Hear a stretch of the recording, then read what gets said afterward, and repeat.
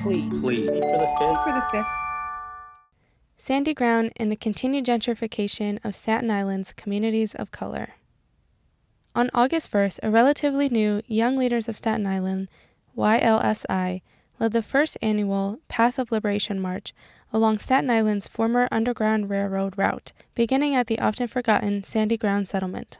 Quote, Sandy Ground is the oldest continuously inhabited free black settlement in the United States of America, but needs to be further recognized as such, said Kevin Walton of YLSI. Prior to the Path of Liberation March, most people on Staten Island did not know about the existence of Sandy Ground or the rich history and truth that makes it what it is. That August march spurred borough-wide calls for New York City civics curricula to include mention of Sandy Ground. Given Sandy Ground's importance to local and national black history, it's peculiar that almost no black people currently live near the settlement. Prior to New York State's abolition of slavery in 1827, the largest pockets of Staten Island's enslaved black people lived in Stapleton and Sandy Ground, according to Debbie Ann Page, Staten Island public historian and professional genealogist. By 1827, both communities became free black settlements, but almost 200 years later, only Stapleton remains predominantly black. The changing demographics in Sandy Ground were the buildup of lingering racism following emancipation.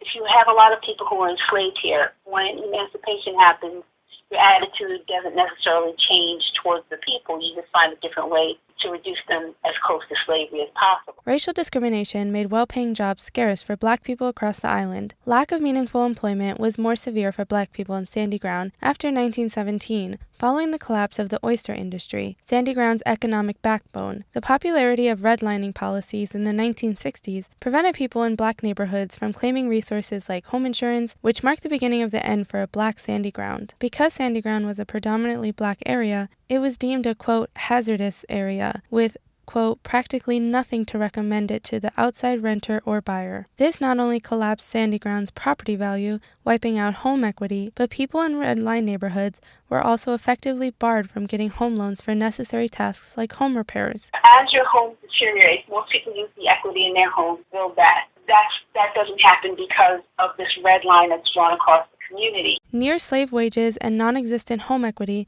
led to severe home disrepair for black residents in Sandy Ground. A 1963 brush fire in the area effectively condemned these homes, finalizing black flight from the South Shore. Notably, this fire damage opened up cheap property for banks and real estate developers looking to bring white migrants into the area. This property acquisition took place as black residents were forced to move to the North Shore or out of Staten Island altogether. The more things change, the more they stay the same. The exodus of black people from Sandy Ground might be familiar to low and middle income black, indigenous, and people of color, BIPOC, New Yorkers, who lived in other boroughs right after the 2008 financial crisis. Many watched historically undervalued properties being bought by real estate developers and then renovated for more affluent white transplants. The early 2010s gentrification of New York raised rents in some of the city's poorest neighborhoods, but it mostly spared Staten Island's diverse and lower income North Shore. Over the last 5 years, however, that has been changing. Property value across the island has been going up, but only the North Shore is experiencing a progressive loss of residential spaces. This commercialization of the North Shore has been causing an affordable housing crisis. Quote, you have people sharing rooms in Port Richmond to be able to make rent, said 29-year-old born and raised Port Richmond visual artist Giovanni Guerrero. Quote, the main reason for this is because rent is high in marginalized communities. Rents throughout the borough have been going up, but nowhere more than on the North Shore, where 3-bedroom apartments have average rents of $2,800. Somewhat paradoxically, the need for more affordable housing on the North Shore has brought luxury real estate developers to the island. Projects like Irby in Stapleton and Liberty Towers in St. George have been met with skepticism from Staten Islanders, who see them as a sign of new development just for newer residents. Although these luxury developments include some affordable housing units, poorer applicants for these units have the hardest time successfully winning housing lotteries to rent these apartments. This makes affordable housing within luxury housing a false promise to many New Yorkers. Spreading gentrification.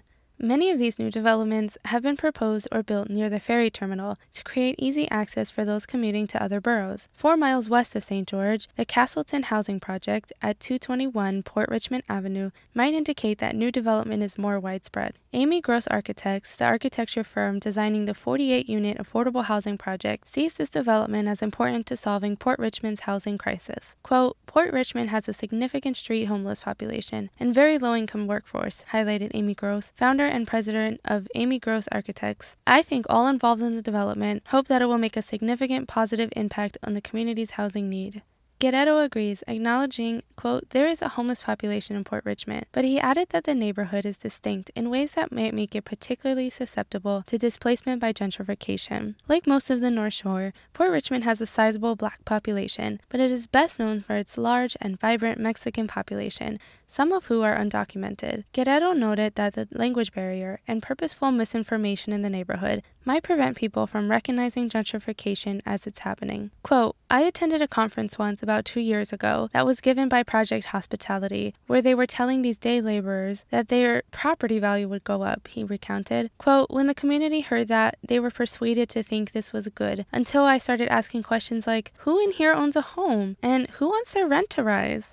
Though developments like the Castleton Housing Project are supposed to provide affordable housing, they will likely make housing in the surrounding area more expensive. With winter approaching and COVID deterring homeless islanders from going to shelters, higher rents could force more people out into the deadly cold temperatures. Who is this even for? In the same way that housing issues for Black people in Sandy Ground almost forecasted an influx of new residents, people on the North Shore are running into new neighbors. Over the last decade, Staten Island's population has increased, with many people settling on the North Shore, which already has over 10,000 more residents than either the South Shore or Mid-Island. Guerrero highlights a shift in migration in Port Richmond from mostly Latin American families to Puerto Rican, Asian American, and Orthodox Jewish families. New neighbors aren't seen as a bad thing by Native residents, but many wonder who the new construction is for. Guerrero thinks that the Castleton Housing Project, for example, quote, will only be housing a new outer class that moves to Port Richmond. Infrastructure like a community garden, better homeless shelters, or even a rehab center for undocumented immigrants are all things he wishes would be built instead.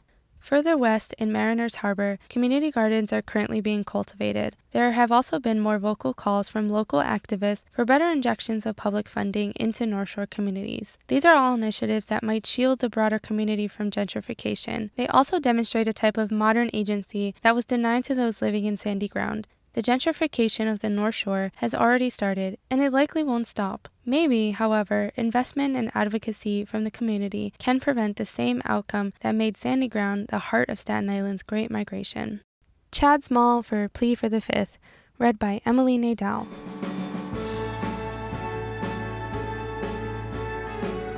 To learn more, visit us at pleaforthefifth.com or on social media at Plea for the Fifth on Facebook, Instagram, and Twitter.